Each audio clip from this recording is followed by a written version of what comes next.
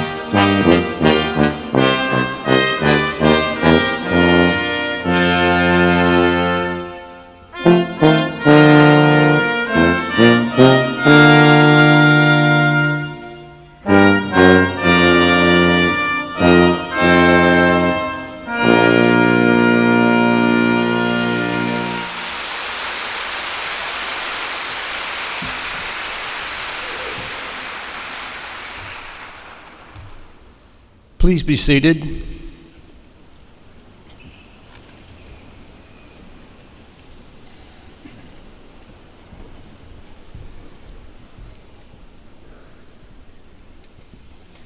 The invocation today will be given by the University Chaplain, Reverend Craig Coker.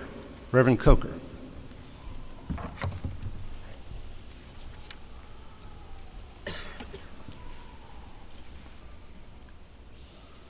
Let us pray.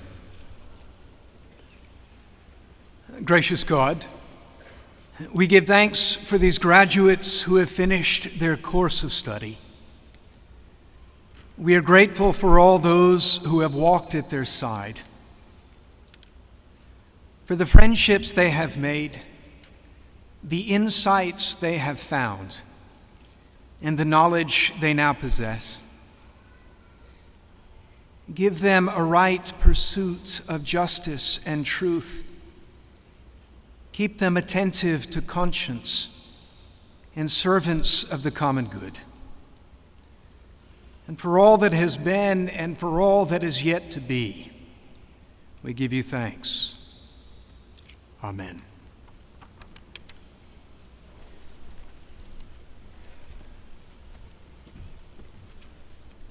Thank you, Reverend Coker. Ms. Causey, distinguished guests, colleagues, parents, friends, and class of 2018, it is my privilege as president to welcome you to the 146th ceremony awarding degrees to graduates of the School of Law as part of the 188th commencement of the University of Richmond. I would like to extend a special welcome to the families of our graduates and to thank you for the support and guidance that have helped our graduates reach this moment. It is a pleasure to celebrate this day and their achievements with you. Graduates, we know that years of hard work have preceded this moment, and we applaud both your passion and determination. Many of you have told me of the closeness you've enjoyed with your classmates and the attention you have received from the faculty, and of the sense of community that is a hallmark of Richmond Law. Today, as we recognize the individual and collective achievements of the class of 2018, we look forward with great hope and anticipation to your continued accomplishments in the years ahead. I am confident that your education has prepared you to make a difference in the world and in the lives of others. And I am grateful that through your service to society, you will help the university to fulfill its commitment to the promotion of justice and the common good. Thank you and congratulations.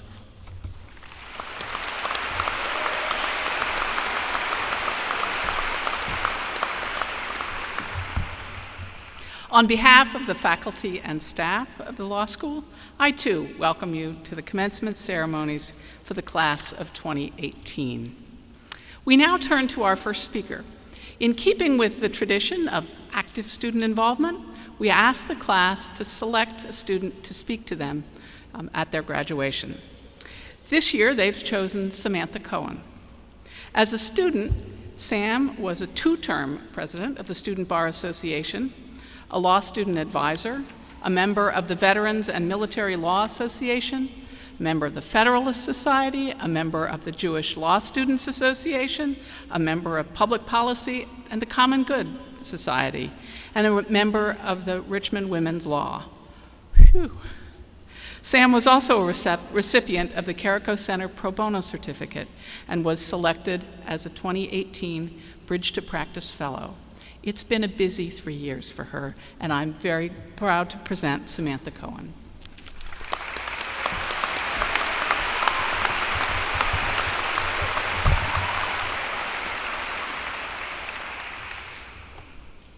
Thank you, Dean Perdue. Welcome, family, friends, colleagues, and members of the Richmond Law community. Thank you for joining us to celebrate this very special occasion. For many of us in the class of 2018, graduating from law school is a lifetime achievement much more than 3 years in the making. Today marks the culmination of a dream we have worked hard to turn into a reality. Today we are awarded our Juris Doctor degree. As Student Bar Association president, I have had the privilege of participating in the law school commencement ceremony for the last 2 years as the mace bearer. Well, third time's a charm, not because I didn't have to carry the mace, but because I finally get a diploma after this graduation. Most of all, I am humbled to speak on behalf of the class of 2018 today. Thank you to my classmates for this tremendous honor. I would like to open with a quote by George Washington. It reads, "All I am, I owe to my mother. I attribute all my success in life to the moral, intellectual, and physical education I received from her." I'd like to recognize all the mothers in the room. Thank you for your unwavering love and support. Happy Mother's Day.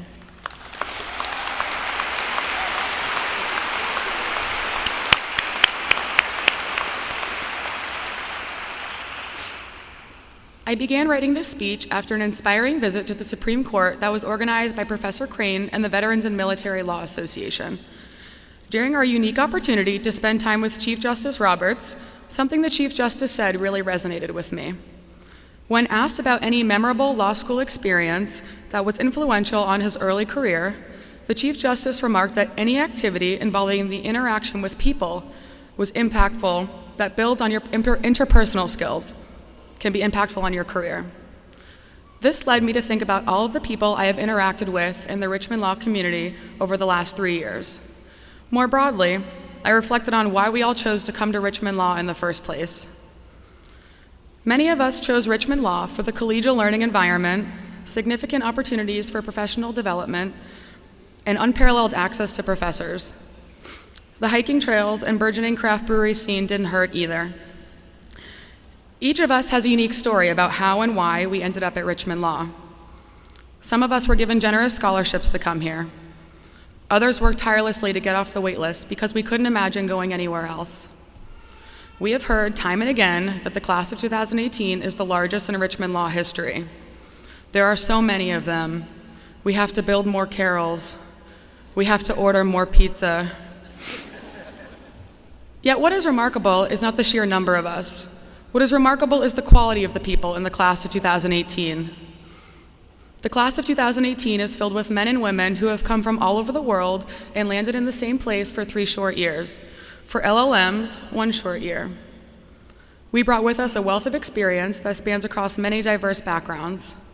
We are teachers, coaches, mothers, fathers, husbands, wives, paralegals, entrepreneurs, veterans, activists, volunteers, and advocates. And now we become lawyers. Lawyers that embody the traditions and teachings of Richmond Law. Lawyers we have dreamed of one day becoming. Over the last 3 years, we have spent a great deal of time getting to know one another. We all remember the first cold call victim in our respective section of civil procedure. I will never forget the grace with which Jacqueline Helpton recited the facts of Penoyer v. Neff as I sat frozen in the chair in front of her praying I wouldn't be called on next. Or when I congratulated Sarah Meredith on her cold call performance weeks later, and she responded, "It wasn't me, it was Jesus." Somehow, we all made it through that first semester, and then the one after that. And finally, 6 semesters later, here we are, graduation day. As members of the class of 2018, we are not the same people that we were when we began our law school journey at orientation in 2015. A lot has changed in the last 3 years. Our minds and our hearts have been opened. We have been pushed out of our comfort zones. We have outlined and studied more than we thought possible. We have worked through many long days of classes and even longer nights in the libraries. We did whatever it took to get through the end of the semester. Some of us turned to our faith to find the strength to move forward. Many of us relied on exercise as an important reprieve from our daily stressors. Most of us adopted a dog or 2 to help ease the pain. Some of us cried after a final went awry. Yes, Professor Campbell, I'm talking about your con law exam on individual rights. At our lowest, we questioned why we came to law school in the first place. At our highest, we dug in our heels and persevered through the pain. To those in the room that served as a compassionate listener to one of us during a stressful final exam or offered a much-needed hug, thank you for being there for us. Your support gave us strength and helped to turn our dreams into reality. I stand here today inspired by the class of 2018. Over the last 3 years, we have taken on leadership positions, led student organizations, competed in mock trial competitions, attended conferences, hosted symposiums, wrote articles for scholarly journals, undertook voter registration efforts, volunteered at pro bono clinics, and we even won 3 consecutive intramural soccer championships. The list goes on and on. Some have done this while commuting long distances. Others have done this while raising children or working a part-time job. Many have done this with the constant reminder of mounting student debt. I have come to learn that our resolve is extraordinary and our areas of interest spread far and wide. We believe in the importance of equal access to justice. We are committed to criminal justice reform and responsible environmental policymaking. We advocate for human rights as well as animal rights. We believe in equal pay for workers, regardless of gender. We are an energetic electorate who volunteer on political campaigns. We represent underserved communities. We fight for diversity and inclusion. We believe in taking care of our veterans. And with that, I would like to recognize all of the veterans, active duty military, reservists, military spouses, and children of military in the room, not only in class of 2018. Please stand.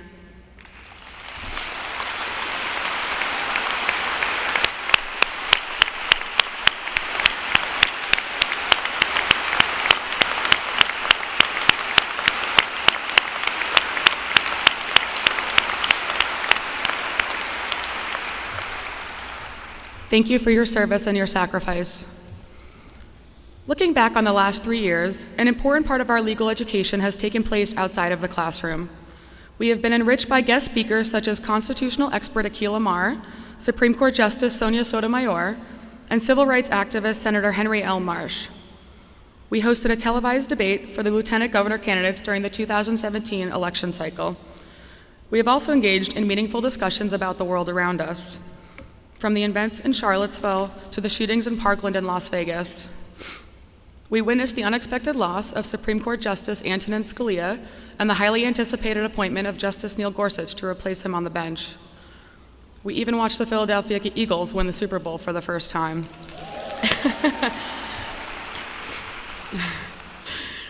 We have reflected on a controversial presidential election, we have participated in marches, and we have asked tough questions about the world around us.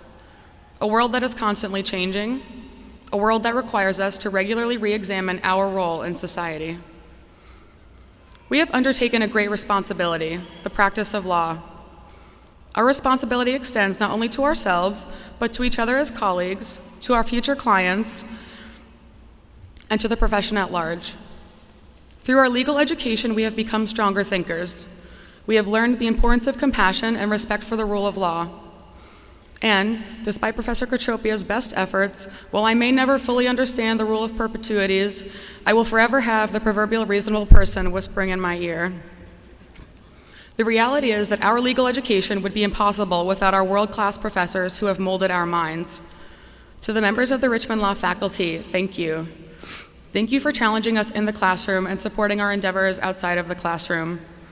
Thank you for helping us achieve greater levels of success. Thank you for shaping us into the lawyers we have dreamed of becoming. We could not have done this without you. To our families, friends, and loved ones, our hearts are overflowing with gratitude. Thank you for believing in us. I cannot overstate how important your support has been throughout our law school journey. From a young age, we are encouraged to dream big. As a child, one day you may want to be a veterinarian, the next day a professional athlete. And somehow as parents, while you may have questioned our decisions at times, your love never lessened, your support never deviated. And when it came time for us to come to law school, all we wanted to do was make you proud. To all the families in the room, to the spouses who picked up extra shifts to help provide financial support, or spent long hours with kids so your partner can study for a final exam, to the parents who lent an ear to the stressed out law student time and time again, to the grandparent who told us that we could do it no matter what, and to the friend who is only a phone call away. This degree is as much yours as it is ours. Thank you for your love and support. We are forever indebted to you. In closing, I turn to the enlightened words of Benjamin Franklin. The Constitution only gives people the right to pursue happiness. You have to catch it yourself. To my friends in the class of 2018, I hope you find both happiness and success in your futures. The legal profession is brighter with all of you in it. Thank you and congratulations.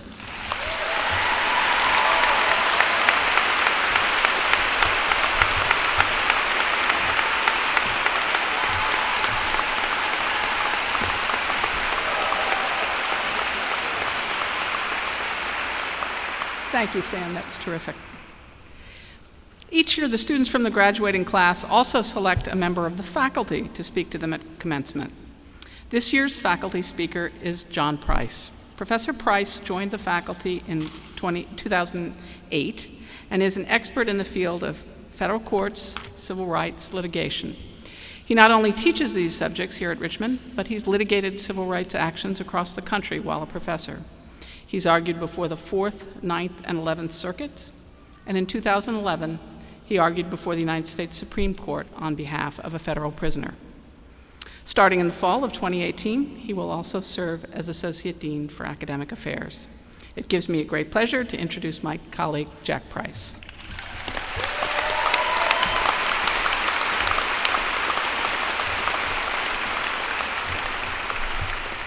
Greetings, class of 2018. To see you all sitting here is truly incredible. Never in a million years did I think you'd make it this far. But you worked hard. You worked so hard during your first and second years of law school. And now you've made it. You deserve a tremendous graduation speech. Unfortunately, it seems I probably should have spent a bit more time preparing. Surely you all know how that feels, right? And you also know the solution, right? If you're not ready for class and you only have a couple minutes to prepare, just get online and grab some answers. So that's what I did. I Googled commencement address this morning, and I have to say, there is so much out there. Vast quantities of truly incredible wisdom, all ready for a cut and paste job. So I got my speech done in no time at all. Here we go. Graduates, follow your heart. Never stop learning. Make a difference. Make fast money flipping houses. Embrace change. Don't be afraid of failure. Believe in yourself. You won't believe what this man wore to the beach. The glass is half full. Give back. Give thanks. Live life to the fullest. 10 plastic surgery disasters and number 7 will leave you speechless. Dance like no one is watching. Live like there is no tomorrow. Dream big. It was the biggest inauguration crowd ever. Always tell the truth. Life is a journey, not a destination. The secret of life is that there is no secret. Credit card companies don't want you to know this incredible secret. Save your money, always do your best, never ever give up. Never ever use a private email server. Just do it. Go for it. Just go. Just do. Or be, or eat, or see. Live, give, love, cry, try. 2-for-1 Happy Meal. Run, ride, glide, slide, sing, ring, ding, dong, right, wrong, hooray, hurrah, blah, blah, blah, and blah. Congratulations, class of 2018. Excuse me.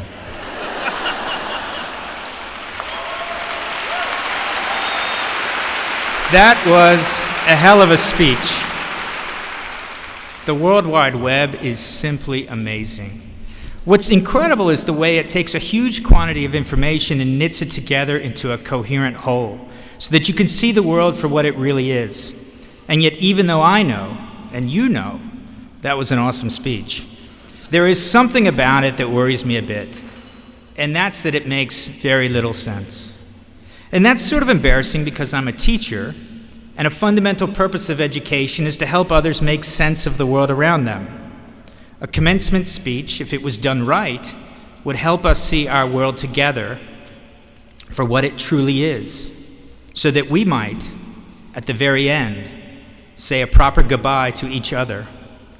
Think of bidding farewell to a dear friend, someone you have lived with, have loved with, have laughed and fought and dreamed and cried with. You and your friend look each other straight in the eye, and at that exact moment when the word goodbye is spoken, both of you know and are grateful for the whole truth of your time together. Yes, if I'd planned better and stayed off the web, I might have written the truth about our experiences together over the past 3 years. I might have written, for example, about one of your classmates. You may not know her, and she may not even know herself, but the truth is, she is amazing. It's not her grades, and it's surely not her writing. It's the way she cannot be kept down. Way back when, while we were talking about constitutional law and contracts, she was weathering a storm of doubt and fear, like somebody tipping over the edge of Niagara Falls, headed for dark and cold waters. While she nodded at us quietly in the hallways, we had no idea that she was underwater, holding her breath, trying to hold on. But one day, some strange force, either from the center of the earth or the center of her, launched her upwards. She pushed through the water's surface and took a huge breath of air. She looked about herself, quietly taking in the sound and the smell and the feel of the water. And she knew then that, forever on after, she could swim in these waters. Later, she nodded at you again in the hallway, but this time she smiled a bit, the way people do when they have an ace up their sleeve. Yes, if I hadn't waited until the last moment, I might have also written about that man sitting up there in the back. He's the father of you, and goodness, he is proud. He has wildly exaggerated your talents since birth. And on the plane ride here to Richmond 2 days ago, he told the person next to him that one day you would be president of the Supreme Court. As much as he loves you, however, he never knew that law school threw you for a loop. Never knew that it left you down at the bottom of Niagara Falls, holding your breath and wondering which way was up. If he'd known, he'd have tried to help, but you and he both know that he probably couldn't have fixed anything. You've got your life now, and that's okay. You came into his world decades ago and lit up his sky like a comet on a tear. But comets have their own orbits, and he can see that you're moving on, that you must move on. Still, he wonders, when shall that precious light circle back to me? He cannot change your orbit, and he would not dare try to, but he fears, like you did, the darkness and the cold. Unlike you, however, he will accept your help. Time permitting, I might have also written about this guy in your class. You might know of him, but you probably don't know him well, because his struggle has always been fitting in. So many times in school, he's wanted to walk out the door, run down the street, get on a bus, and then a plane, and go so far away that there will be nothing around him to even fit into. He made it into his second year through sheer force of will, and one day he found himself across the table from this other student. She made him more nervous than most because she seemed to understand him a bit better than most, seemed to see the anxiety that he lived with. They chatted for a bit, and he relaxed just a touch. And then she took a risk, stepped just across his line, and she told him, "Hey there, I've got this card. It's an ace. Maybe you can play it." He never played the card. He never had to after that. And he sits here today, not far from her. Something else that I might have written about would be the ideas that you have come to know. Justice is an idea, equality and freedom, and so too are bias and oppression and fear. You've encountered these ideas and many more, much as you have encountered each other. Indeed, coming to know an idea is often like coming to know a person. There are times when an idea is like a newfound lover. It inspires you, delights you, and makes you feel like you can conquer the world, as though you have an ace up your sleeve. And there are times when an idea reveals its selfishness. It demands from you strict obedience and leaves you isolated and lonely, floating downriver towards the falls. Your lot over the past 3 years, much as our nation's, has been to figure out which ideas are good and which ideas are bad, to discern which ideas enrich humanity and which ideas debase it. You have not failed at this task if still today you are unsure of the answer, just as people do not fail if they are unsure who to take as their partner. What matters most of all is that you have come to see ideas, like people, as forever worthy of your passions. And so law school now comes to an end, here in this room, on the afternoon of May 12th, 2018. Here among us is a great, wonderful web of people and experiences and ideas. Like that web I started my speech with, it is littered with bits and pieces of the world, like Niagara Falls, a playing card, a streaking comet, and a new idea that delights you. And there are, of course, thousands and millions more. But this web, our web, is different. Its ends are buried deep within each of us, and its lengths are pulled taut between us, like strings drawn across a finely tuned instrument. It is a web that, when touched by something as modest as a single word, might vibrate into music and play for us a sweet parting song. And so I say to you a single word, goodbye. and hope that it might be enough to show us the whole truth of our time together. Thank you, and good luck.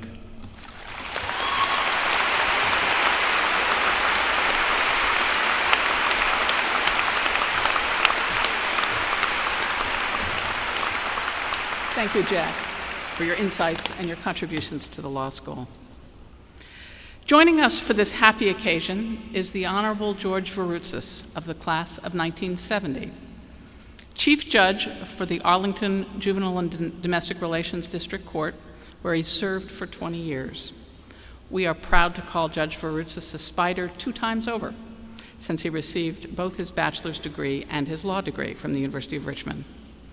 We are grateful to his dedication that he's maintained with the law school since his graduation, having served on both the law school's advisory boards. Please join me in welcoming the Honorable George Varoutsas.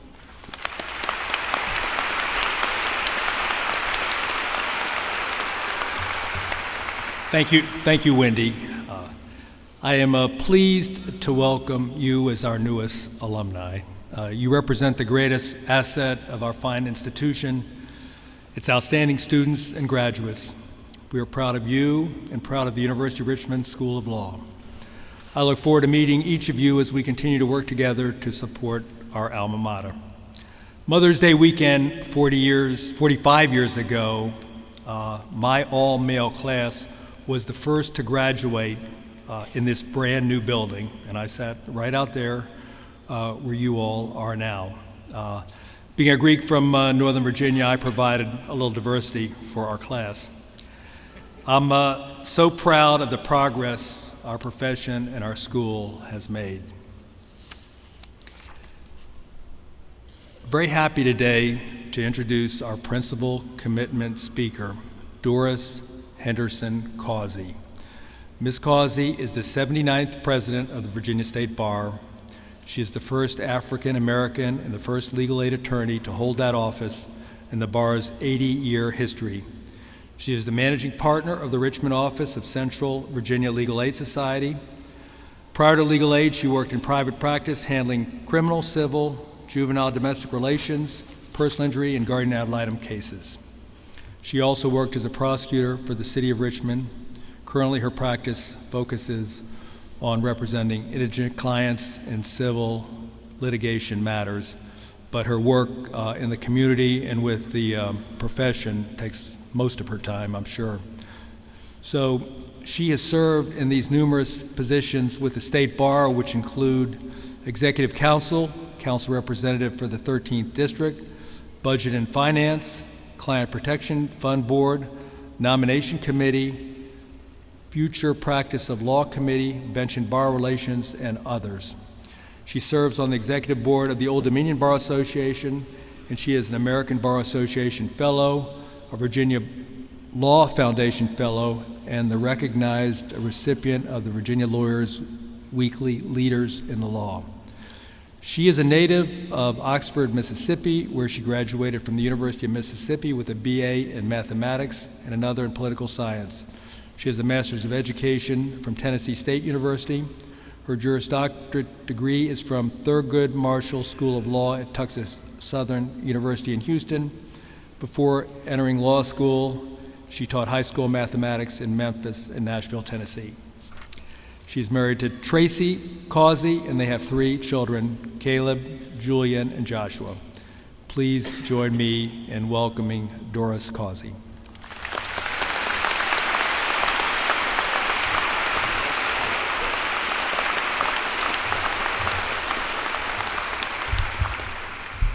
Thank you so much, Judge Varoutsas. Class of 2018, the largest class in the history of University of Richmond Law School. Congratulations.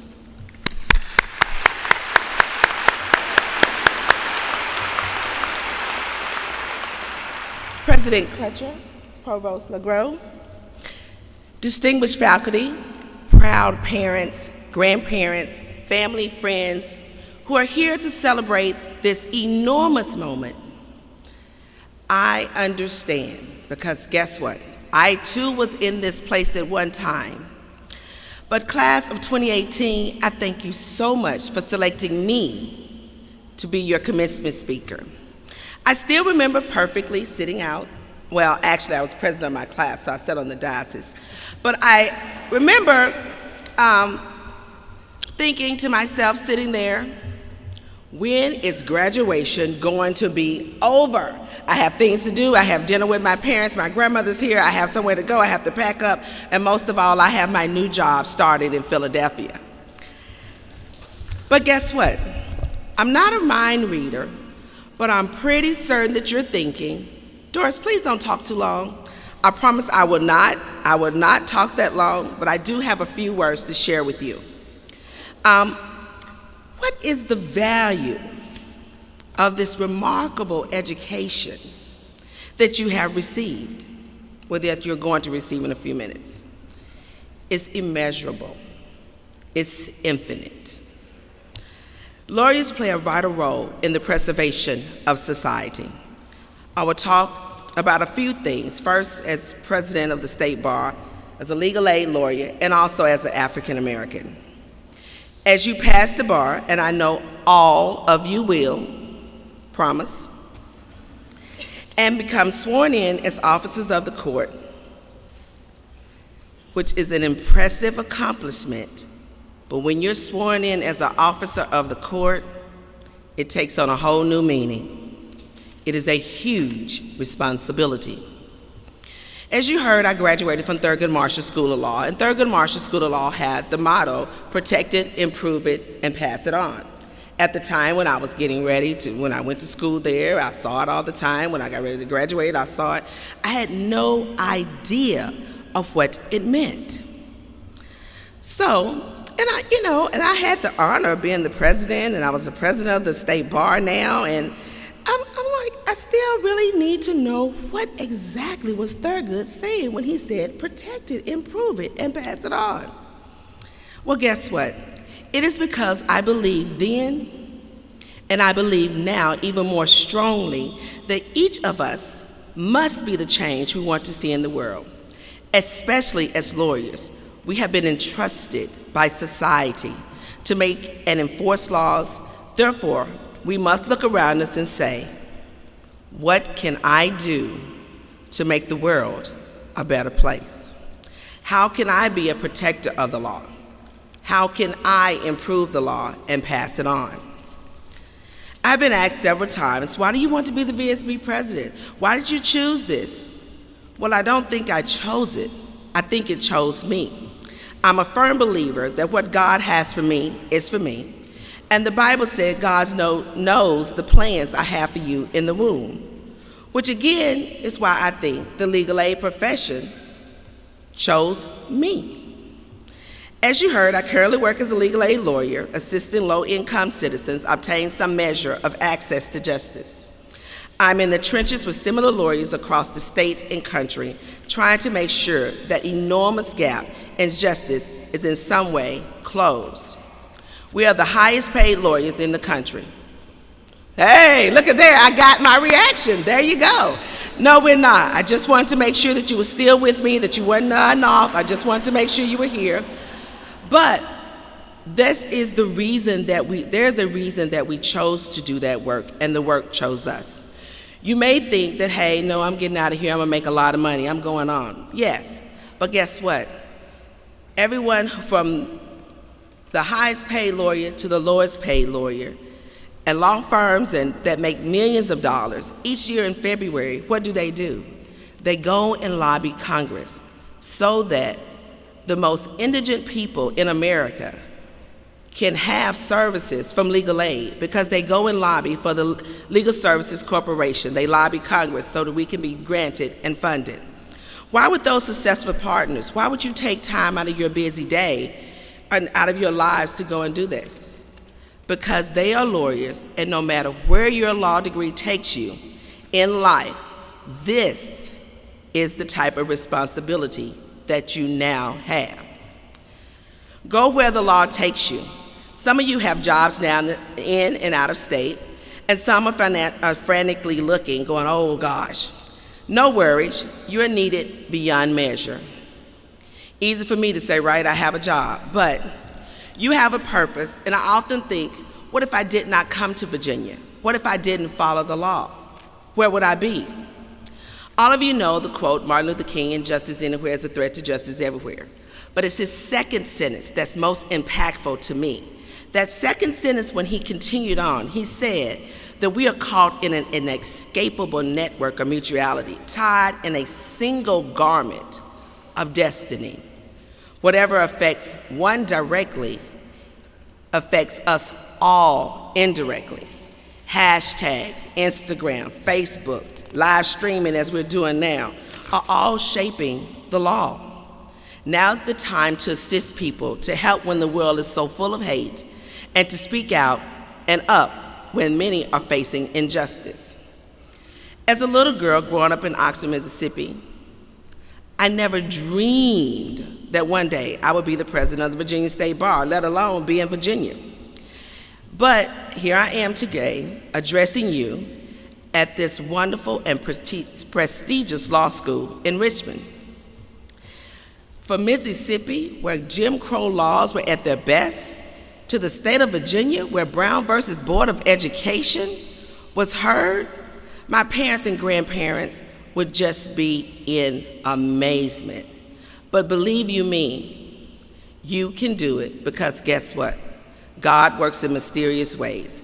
And even though you have a job and you know what you want to do and you're planning to do it, how many of us are not working or do not have, even in the audience, that when you first started out in undergraduate, you're definitely not working in that field now. I have a nephew who went to school in biology. Now he's a regional director of sleep number beds. So go figure. So, how did this journey take me to this place? I really don't know, but I stand on the shoulders of giants. I stand here, the recipient of the hard work of those giants and their dreams. In fact, we here today, we are all the dream. Many of those giants were lawyers that looked around in their community and said, "This isn't right, and it is my job to try and fix it." Many of them, you know, risked their lives, their careers to fight for civil rights, to protest the Vietnam War, to desegregate schools, to battle poverty and injustice, oftentimes in forgotten neighborhoods across the United States. This is still true today with the justice gap. Thus, my one charge for you is to fix it. As you know, you have a right to a lawyer in a criminal case, but if someone freezes your bank account, forces you out of your home, forecloses on your home, locks you out of your apartment, throw all of your stuff away, turn off your utilities, guess what? You do not have a right to an attorney. So the fight to protect it, to improve it, and pass it on continues. The legal profession is amazing, and it is always evolving, and we get the privilege to evolve with it. When I graduated law school, there was no such thing as a Bitcoin. But when I heard about it, I should have invested, but I didn't. But I missed that opportunity. Yes, there was no such thing as a Bitcoin, let alone a cloud. And cyber security? Well, I just learned this week that I need cyber insurance because my cyber security is not good enough. Who knew? But guess what? They're all laws. They're all CLEs that we sit in on today. Class of 2018, you are the largest, and probably will be the largest for a while. But the legal profession is waiting on you. Why? Because did you know in 5 years, most all baby boomers will be retired? Wow. And guess who they're going to be replaced with? The next largest generation, millennials. Do we understand them? No, I'm trying my best. I know that you talk to me, you come to my office. I'm trying. Sometimes I don't know what you're saying. But you will be the change. You will be the change that we will see in the law. The preamble to the Virginia State Bar Rules of Professional Conduct. Yes, there's something else that I want you to read, another reading assignment. I'm only going to give out one. It says that a lawyer's conduct should conform to the requirements of the law, both in professional service to clients and the lawyer's business, and the lawyer's personal affairs. Yes, I had to slow down on that part because I know what's going to happen later. The bagpipers are already here. So, as a public citizen, a lawyer should seek improvement of the law, the administration of justice, and the quality of service rendered by the legal profession. As a member of a learned profession, a lawyer should cultivate knowledge of the law beyond its use of citizens. Beyond its use for clients. Employ the knowledge in reform of the law and work to strengthen legal education. A lawyer should be mindful of the deficiencies in the administration of justice and the fact that the poor, and sometimes persons who are not poor, cannot afford adequate legal assistance and should therefore devote professional time and civic influence on their behalf. We always get the chance to apply our why we came to law school. How many of us really remember why we came to law school? Continue that thought, continue that drive, because whatever your wish was then, you truly have that still as a goal, and it can happen. Many times we get caught up in our jobs, we get caught up in daily life, kids, parents getting older, and we lose sight of why we came to law school in the very beginning. Please continue to keep that drive inside and know. Also, many successful and busy lawyers volunteer in my legal aid office and across the state and country. They do pro bono work not because they're required to do so, but because they want to be the change agents that destroy any obstacle and help to give those who may never go to college, much less law school, a chance to gain a foothold in a sometimes incredibly tough world. I admire and I applaud those lawyers, and I ask you to use your law degrees for as much good as you can. I know. You probably have just a little bit of student loans to pay off. I do too. But I remind you, there's no better way to see the inside of a courtroom, meet the judge, meet the judiciary, than to handle legal matters for indigent citizens. The practice you will get is in helping others will be invaluable to your paying clients and invaluable to your soul. Now, before I close, I wanted to give you some of the top things I think that you all should know. 1, be nice to the secretaries, the judges, the clerks, the deputy at the front door, the lady who stamps your paper. Guess why? It's just like any other community. Everybody talks. They talk inside, they talk in the courthouse as well as like they talk in church. Just know sometimes when you're running late and you've been mean, your case may be called first. But guess what? If you're nice to the clerk, your case may be called last. So always be nice. Don't be afraid to be corrected or rejected. It is so tough sometimes because today, definitely, poke your chest out, hold your head up high. But sometimes when you fail, and you will, we all lose cases, it's so difficult to be corrected. Like, oh, I know, and I have law school friends that are that way, or rejected. But guess what? I learned the most when I lost the case. Every lawyer is willing to help you. Don't be afraid to ask. I used to sit in General District Court many a day going, well, there's an older lawyer, he wins everything. So I slide down the bench, I say, so I have this case today, and this is what it's about. He gave me a spin on it that I never thought about, and I won. So always ask a lawyer. You learn by watching, spend some time in court, go to court, see a particular case. That's where you find out all those wonderful questions that you think that your opposing counsel had. No, when you sit in court and watch, you definitely learn. There's no blueprint. Sorry, I know, disappointing, but that's why it's called the practice of law. Every case is a two-headed monster. I'm going to tell you that now. Guess what? Now you know. There's no blueprint, there's no particular form. We have forms, we have samples, and we have examples, but definitely there's no blueprint. Every case is different.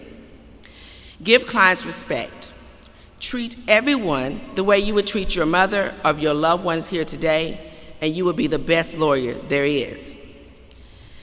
Be diverse and inclusive. Like minds think alike, which is very boring. It is always wonderful to be willing to go outside the box. Find an older lawyer that will share, definitely an older lawyer. No one your age, no one sitting out here with you. Definitely find an older lawyer to be your friend, someone to share the agonies of your defeat and the joys of your victories. Take time for yourself, because everything works better after it's been unplugged for a while. I will close with a quote from Dr. Martin Luther King Jr., who considered becoming a lawyer before a pastor. He said, "Make a career of humanity. Commit yourself to the noble struggle for equal rights. You will make a better person of yourself, a greater nation of your country, and a final world to live in." I could not agree more. Make a career of humanity. You are officers of the court, and more powerful and more influential than you truly realize. Your law degree gives you the ability to change a life, save a child, right or wrong. But overall, every one of you will be helping someone in need. Never forget why you wanted to be a lawyer. Go forth and prosper, but also go forth and do good. I am deeply honored today to call you my newest colleagues in the profession of law. Congratulations on your achievement. You have much work to do.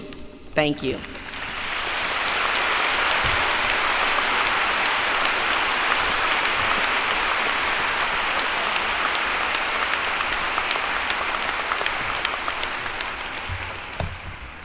Thank you so much, Doris, for those inspiring remarks. Now I'd like to introduce Associate Dean Jim Gibson, who will present student honors and awards. Jim, where's Jim? There he is.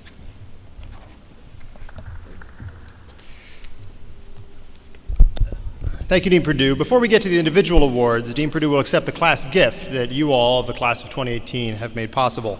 The third-year class gift was established in 2005 and has grown in participation and in size every year since. It demonstrates our graduates' recognition that the educational experience that you've had here was possible in large part because of those who've come before, alumni and friends of the law school. We hope you'll continue your generous giving in support of the institution and the students who will follow you in the future. So now with the Class Gift Committee representatives, Ellie Faust and Nate Weiner will present the class gift to Dean Perdue.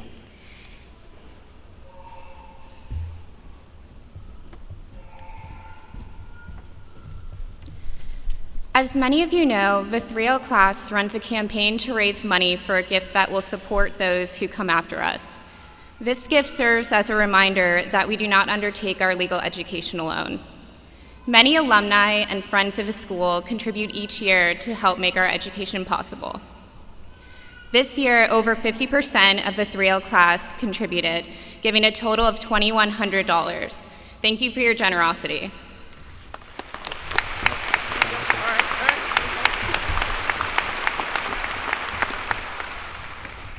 Ellie and I would like to recognize the other members of the 3L Class Gift Committee: Samantha Cohen, Ida Jane Harris, Allison Smith, and Snapper Tams. Thank you so much for your hard work and dedication. We couldn't have done it without you.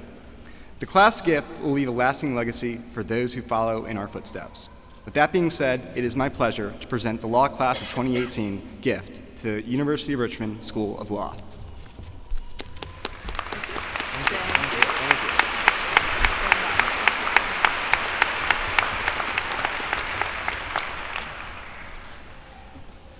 Thank you so much. On behalf of all of us at the law school, we thank you not only for the gift, but for your becoming partners in this ongoing enterprise of continuing the outstanding legal education that we offer and making it possible to do it for the next generation. Thank you very much.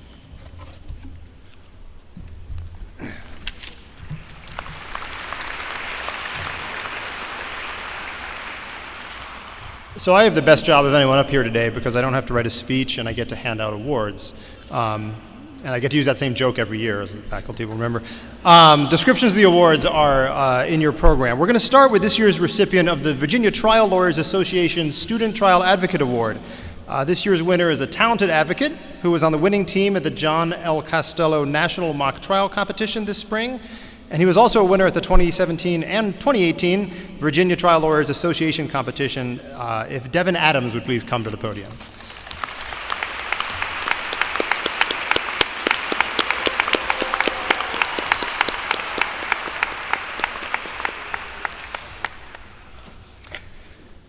The International Academy of Trial Lawyers Student Advocacy Award also goes to a member of the winning team in this year's National Costello competition. Indeed, he won the Best Trial Advocate Award there to go with his first place trophy for the 2017 Virginia Trial Lawyers Association competition.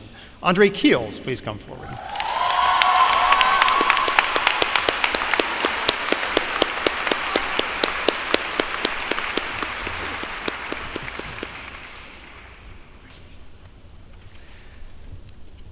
I'm proud to announce the names of the graduating students receiving the honor of designation of the Order of the Barristers. I would ask each student to please stand and remain in place as I call your name, and if we could hold our applause until the last name is called.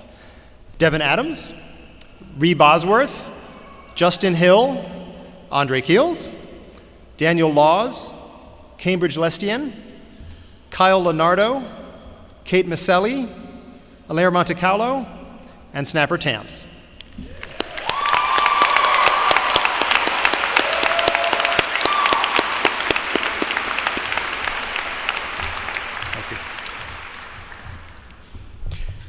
The winner of the Family Law Award has shown exceptional talent and devotion to his clients in the Family Law Clinic, and he also co-authored the Virginia Family Law Practice Series with a professor. We look forward to what will clearly be a very successful litigation career from Mark Branca. If Mark could please come up.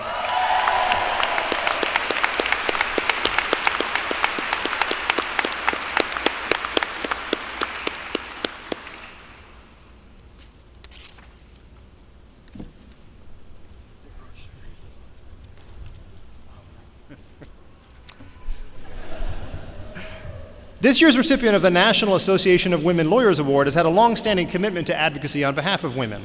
As president of Richmond Women's Law, she has expanded the programming to include panels on sexual harassment in the workplace and women running for political office. Outside law school, she has interned at the National Women's Law Center and the Virginia Sexual and Domestic Violence Action Alliance. I'm talking, of course, about Kate Maselli. Kate, please come up.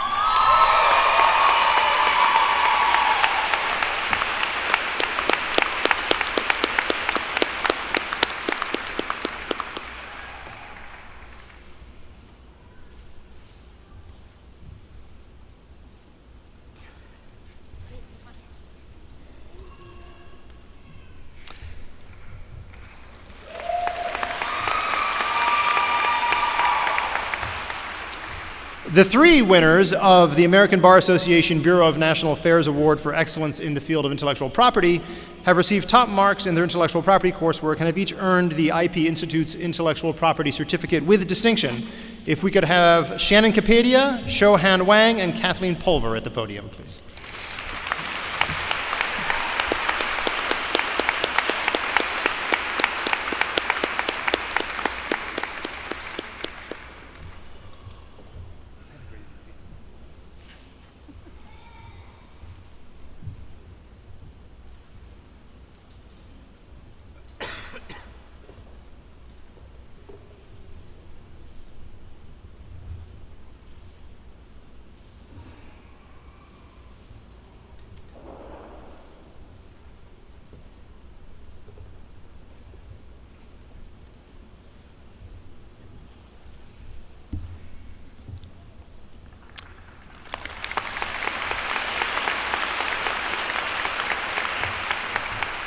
The Osville Jackson Jr. Award for Excellence in Intellectual Property this year goes to a student who not only showed a strong commitment to the field, but who also won this year's Virginia State Bar Intellectual Property Writing Competition. That would be Justin Jorgensen. Justin?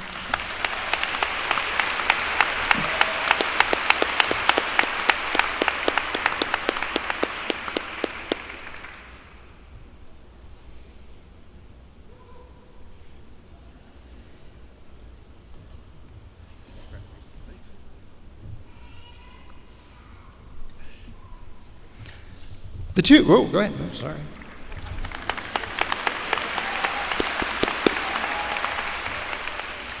Give it up for IP. Okay, The two winners of the American Bar Association Bureau of National Affairs for excellence in the study of labor and employment law have demonstrated superior performance in their labor and employment classes. If Lisa Allen and Meg Long would come to the podium.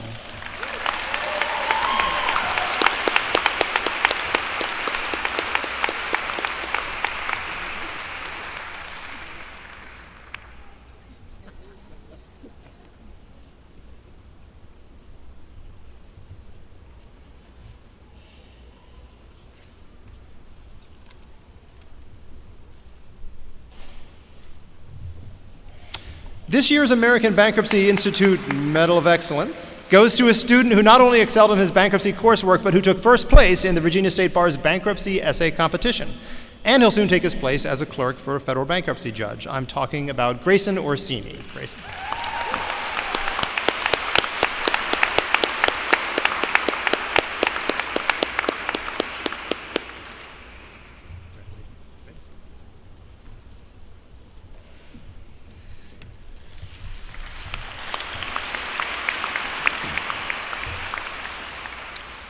This marks the first year that we have offered a certificate in international business as part of our LLM degree.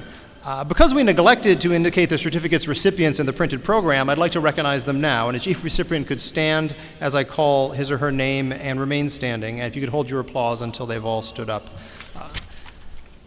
Anwar Elenezi, Dina Barrick,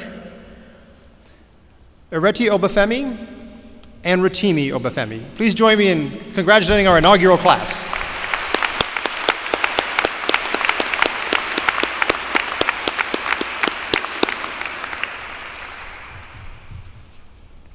This year, the faculty has awarded the T.C. Williams Law School Scholarship Award to 3 students. All 3 are recognized for their scholarship and for their outstanding leadership of our student-run journals. Of course, I'm talking about Emily Blair, Andrew Hemby, and Allison Tinsey. Please come forward.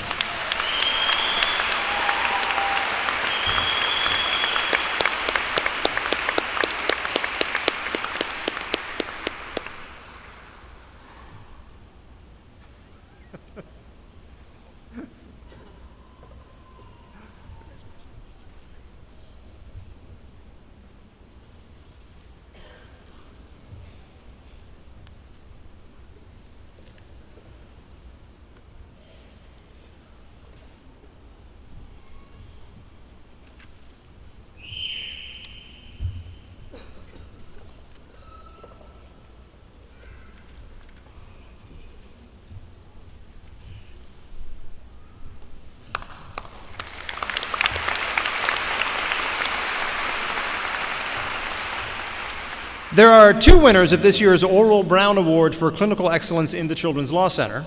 Both recipients have demonstrated exceptional service to their clients and to the clinic. That would be Michelle Anthony and Lauren Crump. Please come up.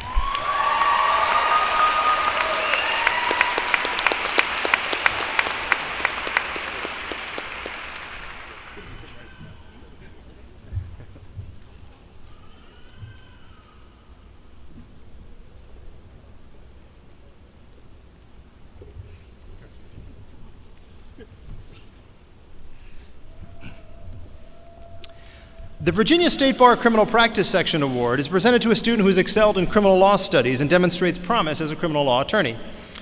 This year's winner received the top grade in 2 criminal procedure classes, performed outstanding work in internships in 3 Commonwealth Attorney's offices and the Prosecution Project, and published an article on criminal discovery reform in the University of Richmond Law Review. I'm proud to present this year's award to Jennifer Horn.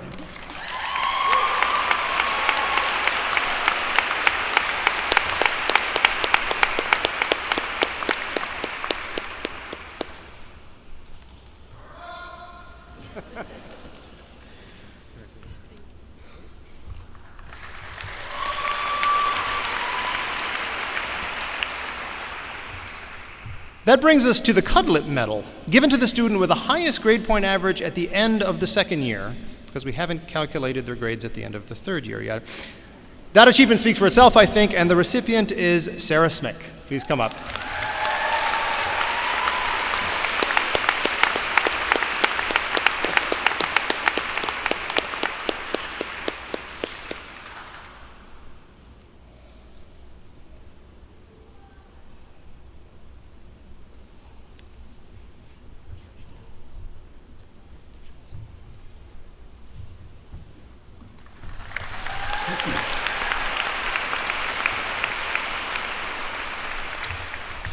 The Public Interest Law Association Pro Bono Award goes to a very deserving student this year. He has excelled in his public interest coursework, has been extensively engaged in our pro bono program, has worked at a legal aid organization every semester and every summer.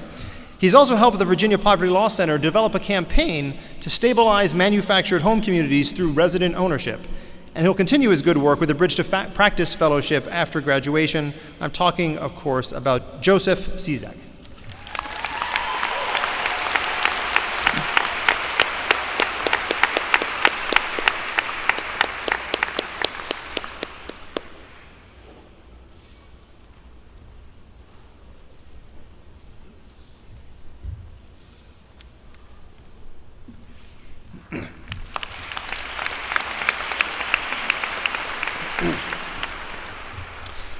The Nina R. Keston Service Award is not given every year, but only when the faculty believe that a student has shown extraordinary contributions to the law school, the community, and the profession. This is such a year. As one professor put it, this year's recipient represents the best of our law school: intelligent, committed, compassionate, confident, innovative, and future forward. She was a program manager for the Carrico Center for Pro Bono and Public Service, participated in an extensive Olympics research project with Professor Spalding, co-founded a crowdsourced lobbying organization aimed at giving political power back to the people, and somehow found time to earn not just a JD, but an MBA. That would be Heidi Drauschak. Heidi, please come forward.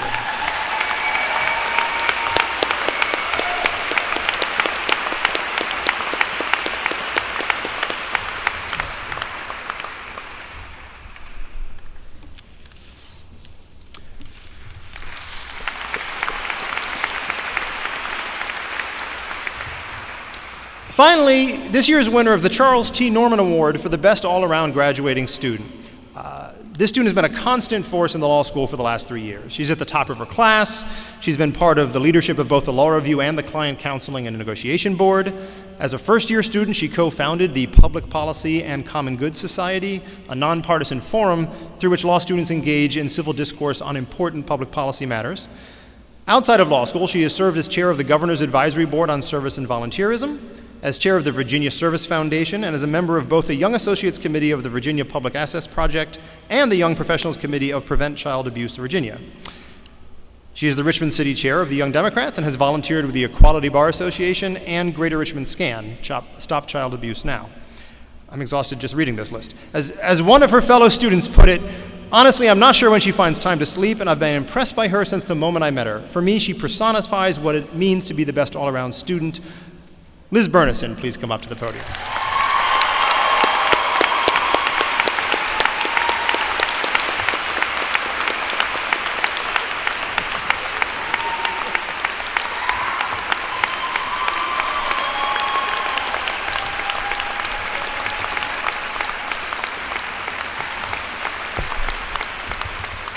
How about one last round of applause for all of our award winners? Thank you very much.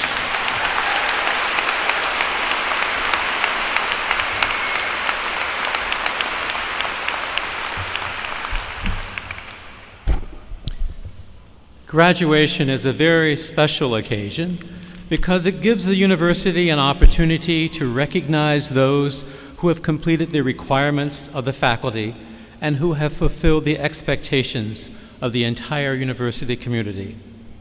Our warm congratulations go to all of those members of the University of Richmond School of Law class of 2018 as we now prepare for the real purpose of this event, to present them with their diplomas. I now call on Provost and Executive Vice President Dr. Jeffrey LeBreau.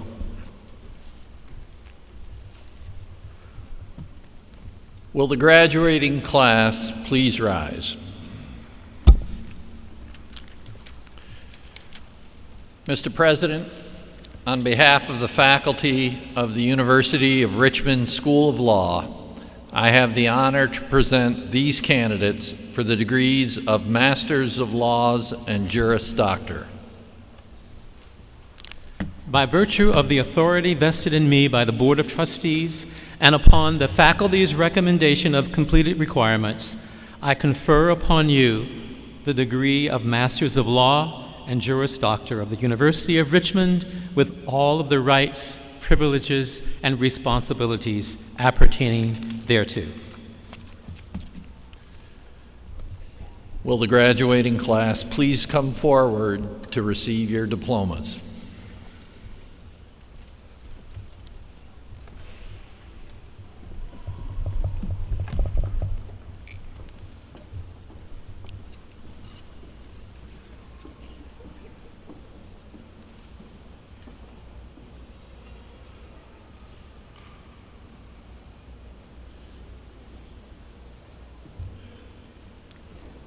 We now recognize the candidates for the Master of Laws degree for May 2018.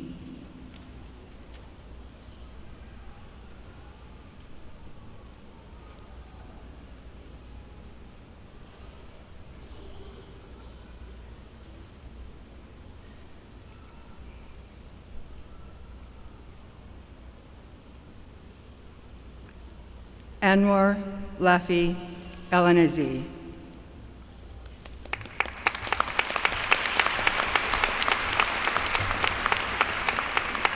Luis Fernando Bastidas Reyes. Dina Barrick.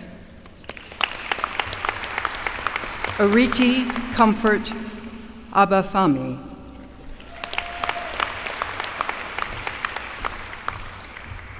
Rotimi Ulusehi Abahafami. We now recognize those graduates who completed the degree of Juris Doctor on January 17th, 2018. Sarah Elizabeth Meredith.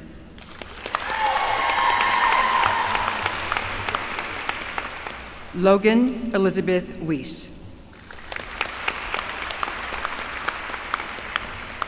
We now recognize the candidates for the Juris Doctor degree for May 2018.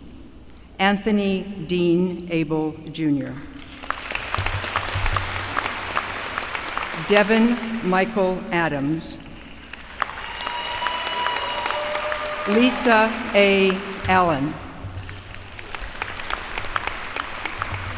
Michelle Taylor Anthony. Michael Brandon Armstead. Jared Logan Ashworth. Hussam Azar. William Brewster Bartow. Eric Sheffield Behringer. Timothy Cameron Benjamin. Lawrence Michael Berman. Samantha Fleming BGO. Emily Gershman Blair. Rhiannon Ray Bosworth. Brandon Bowers. Disha Kamlesh Brombat. Mark Hunter Bronca. Kelly Elizabeth Brandon. Sophia Marie Brasso. Justin Michael Brewster. Elizabeth Childress Bernison. Alexander Enrico Castellano.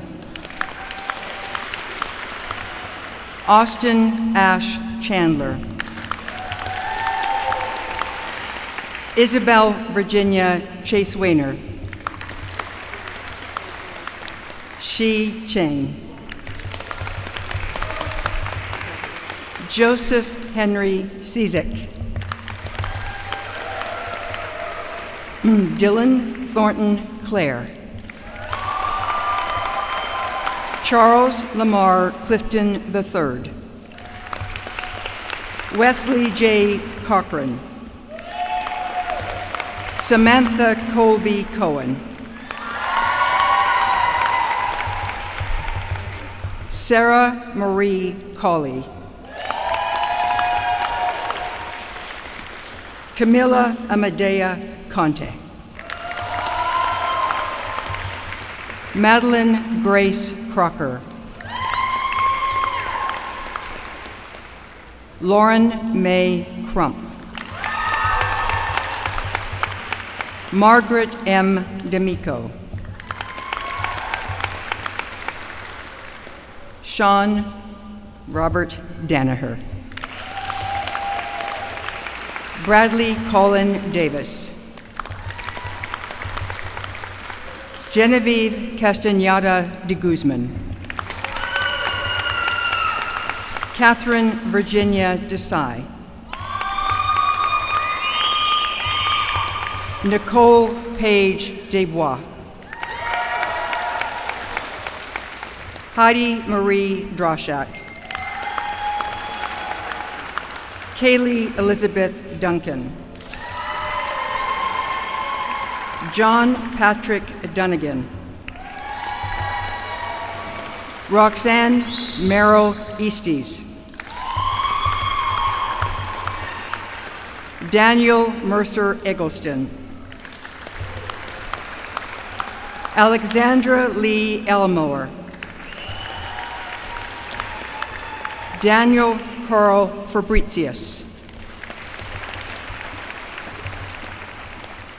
Eleanor Catherine Faust. Thomas Aquinas Ferreira. Catherine McFadden Freeman. Michelle Nicole Freeman. Reagan Lee First. Joshua Michael Galanti. Dolores Joan Gallagher. Samuel Jacob Bingman Garrison. Callan Mariana Gibson. Courtney Elizabeth Gilmore. Kristen Michelle Godsey. Alexander B. Goodman. Wallace Dunbar Graham III. Philip C. Grubbs. Chingwei Gu. Callahan Simone Guy. Stuart Alton Ham Jr. Ashton With Hamill.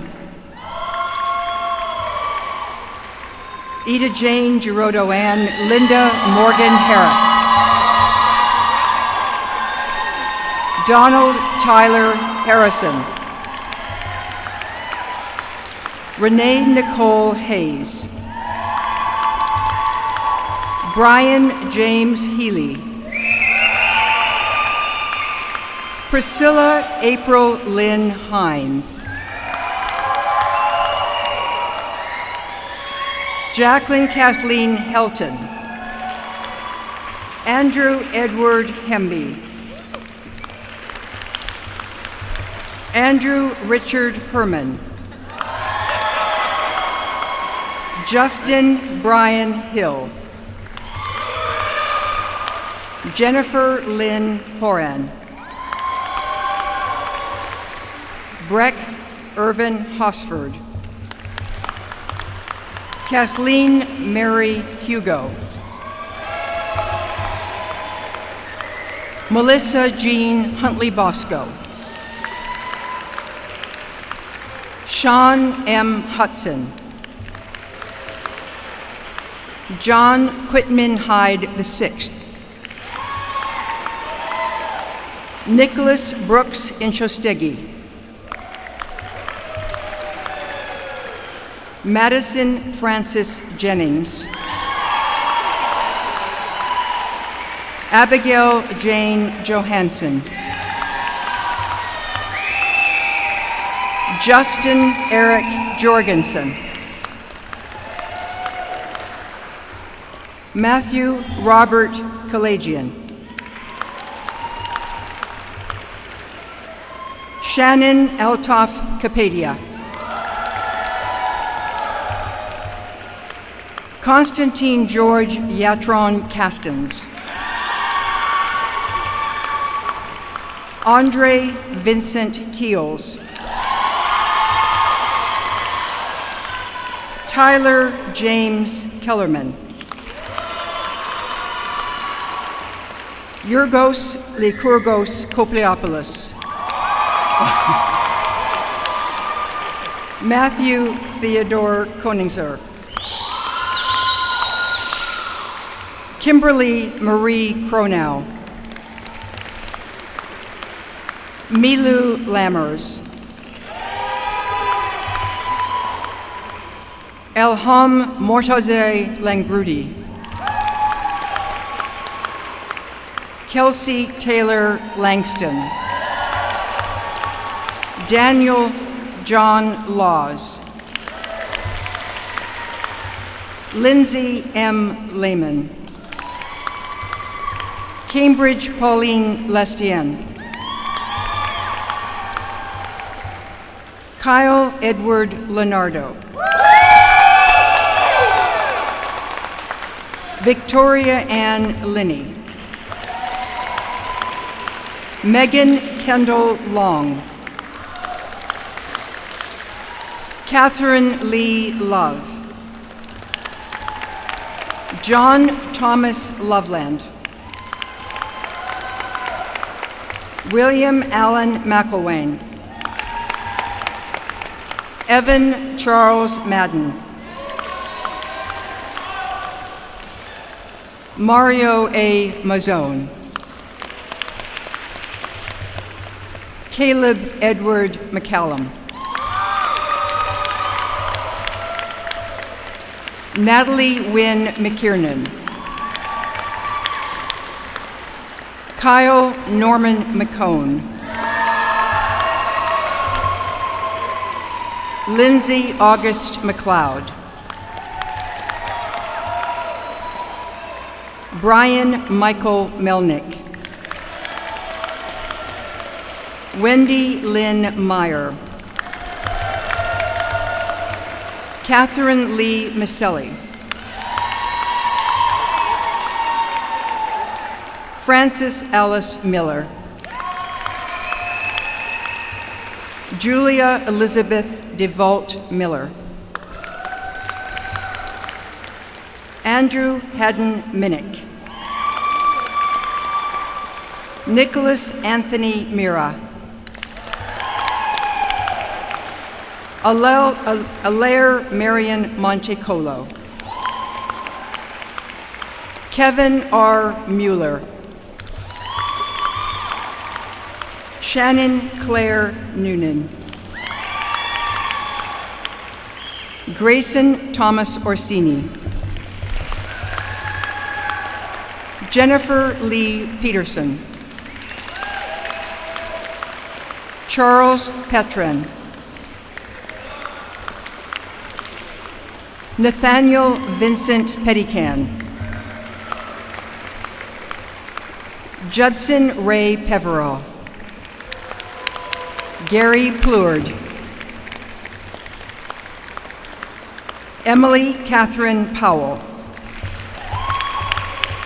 Mary Catherine Price. Peter Jersey Prokopovich II. Kathleen Elizabeth Pulver. Mackenzie Taylor Roberts. Paula Jo Roberts. Maria Teresa Salido Gussi. Stephen Nathan Scaife. Joseph Wayne Scoggins. Nicole Cavayala Avapuhi Scott. Barbara Anna Selgi, Emily Rose Shepard, J. Andrew Shuniak, Matthew Ryan Simonik, Sarah Beth Smick, Allison Christine Smith, Benjamin R. Smith, Crescent Eleni Sterolakis, Lawrence Edward Steele, Jr., Mario Joseph Strafacci, Bradley Scott Stringfellow, Richard Harold Talbot, Snapper Tams, Kyle Allen Taylor, Miguel Fernando Teves Rosales,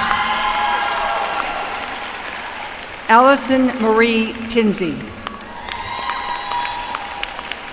Andrew Paul Toney, Cale James Vondren, Andrew Paul Frankovic, Nicole Marie Wade, Xiaohan Wang,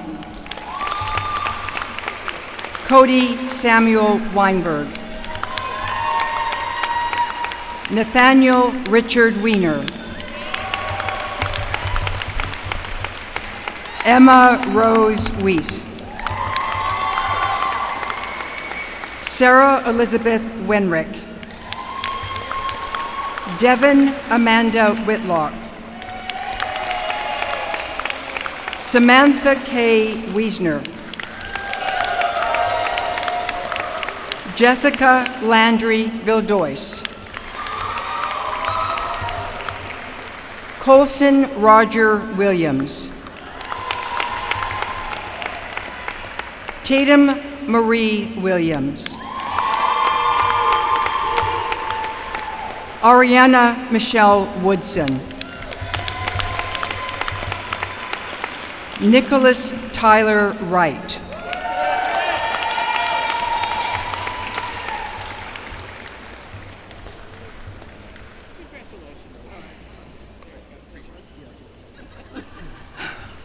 Avi Yadav,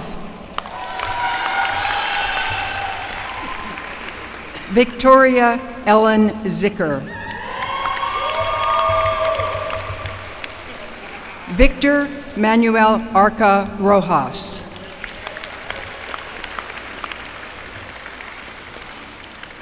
the following candidates are receiving their degrees today from various family members who are alumni of the University of Richmond. Will those persons please join your graduates at this time? Matthew Brenton Arkema, presented by his father, Bruce Arkema, Richmond Law Class of 1979.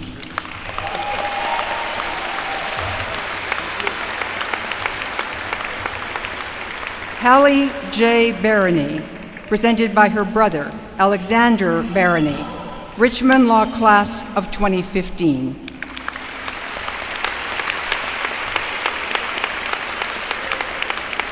Christopher Joseph Hutton, presented by his father, Ralph Hutton, School of Professional and Continuing Studies, Class of 2010.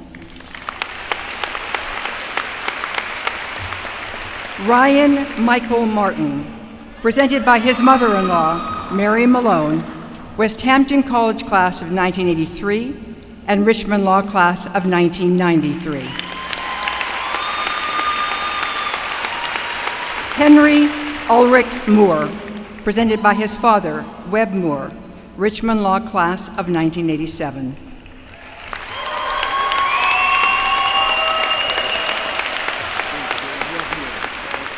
Hannah Christine Newman, presented by her brother, Matthew Newman, Richmond College Class of 2012.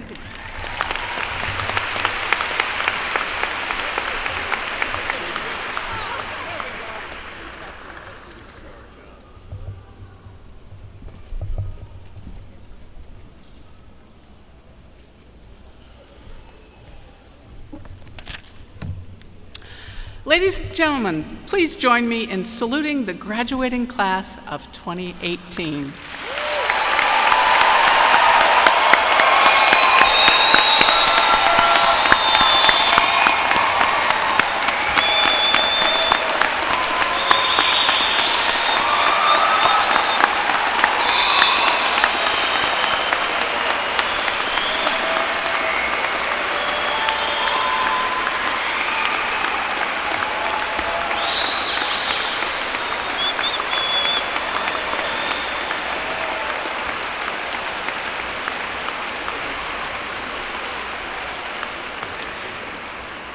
Let me briefly, and it will be brief, address the class of 2018.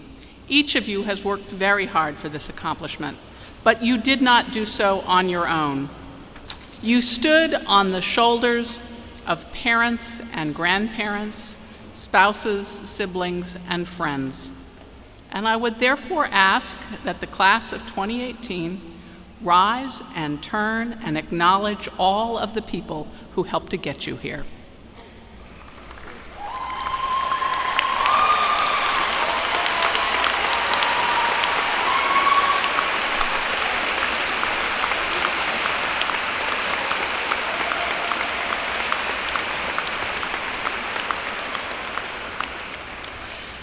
This concludes the graduation ceremony. Will the mace bearer please come and retrieve the mace?